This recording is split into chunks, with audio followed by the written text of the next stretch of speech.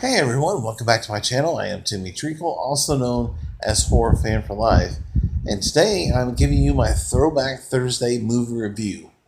Um, didn't really have one picked out till this morning when my sister came over to help care for me, and we started watching one of our favorites, especially from our childhood.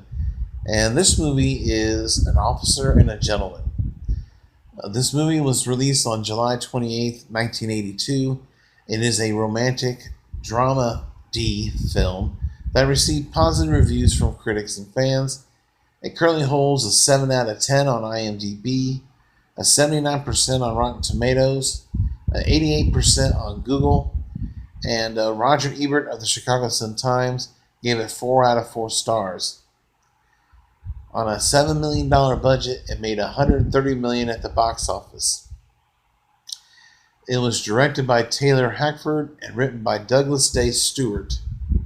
And it stars Richard Gere, Debra Winger, David Keith, Lisa Blunt, Robert Loggia, Louis Gossett Jr., and David Caruso.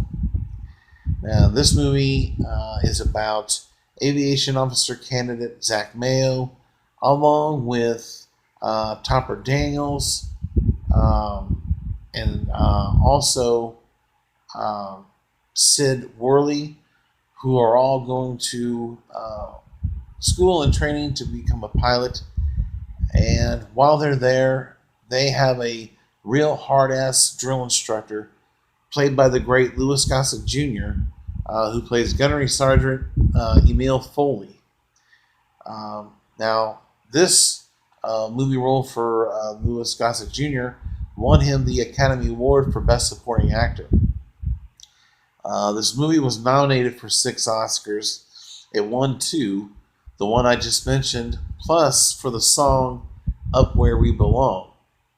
The other nominations were for Best Actress for Debra Winger, for Screenplay, Editing, and Score, respectively. And also, it garnered 8 Golden Globe nominations with 2 wins, one going to Louis Gossett Jr. for Best Supporting Actor and for the song Up Where We Belong. The 6 nominations were for Best Picture, Best Actor for Richard Gere, Best Actress for Debra Winger, Best Supporting Actor for David Keith, and New Star Actor and Actress of the Year for Lisa Blunt and David Keith. The movie also won a Grammy Award for Best Pop Performance by a Duo or Group for Up Where We Belong. That song was a huge hit that year. Louis Gossett Jr. became the first African American to win Best Supporting Actor and the 4th overall, behind Hattie McDaniel, Sidney Poitier, and Isaac Hayes. And so, yeah, this movie was a huge hit, not only financially, but at award time. A lot of critics had this movie on their top 10 list for 1982, and it is well deserved. Getting back to the synopsis, you have the 3 gentlemen I mentioned, with Topper, Sid, and Zach, who were candidates, wanted to be pilots, and if you didn't do certain things, certain drills, you were kicked out, or DOR, that's dropped on request, if you want to quit. But regardless if you quit or they kick you out, that's what happens. Basically, they want to duel you down to a very few. You could go in with a class of 50, and you're only going to have maybe 15 to 20 actually graduate. That's how tough it is. We see Zach and Sid get into friendly relations with some of the local girls. The local girls, played by Debra Winger and Lisa Blunt. You have Paula and Lynette, who work at this paper factory, and they're both looking for something more out of life. And so they're always chasing these guys each year. And when they run into these two, there's something about them that they just really connect with. But you have Zach Mayo, who is fighting some demons. His father was an alcoholic. He was also an officer too, way up there in the ranks. Um, his father, played by Robert Loggia, uh, plays Byron Mayo. They were stationed in the Philippines for 6 years. They lived on top of this whorehouse, and so that's how Mr. Mayo or Mayonnaise um, uh, lost his virginity. Um, but getting past that, these guys go through all these different obstacles to try and graduate. Um, and then you have Lynette, who is trying to trap uh, her significant other there by claiming she's pregnant. And so he asks to marry her. She then refuses, and it just uh, it just turns into a spiral ending for Sid's character. It's really sad. I'm not going to spoil anything, but I do tear up when that happens. But it just sucks. She goes from being a nice woman to a total bitch in this movie. Her character does.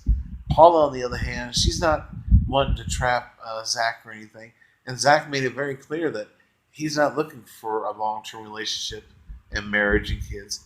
He just wants to have a good time until he moves on. And in this movie, Paula has a hard time dealing with it. She really loves him, um, but like I said, he made it very clear. And then all the while, they have to put up with the drill instructor's BS too. There's a great fight scene between Foley and Zach uh, in the third act, which is it's just phenomenal. Um, and this movie, it's just a phenomenal film, one that I grew up watching and just loving, and to this day, it really hits home. The score on this movie is fantastic. Uh, Everything about this movie I loved from start to finish. It's an amazing movie filled with great characters. You got a great cast, starring and supporting. David Caruso, who plays aviation officer candidate Topper Daniels, ends up DORing after one of the tasks that you have to do to complete your schooling and training is you're in the seat and it goes down. Basically, you're in the seat of a plane and you pretend you are going down in the ocean after you've been shot down. And it's a simulation, basically. It takes you down and flips you down into the water. And you got to try and get out and then get up top without any assistance from the other gentleman in the pool. And you got 3 shots to do it, and he basically almost dies trying. And that's when his character DORs, which sucks, but that does happen. Also, Zach wants to try and make money on the side by doing other things that you're not supposed to do. He ends up getting caught. He gets punished for it, which is one of the better scenes too. But overall, this is a fantastic film.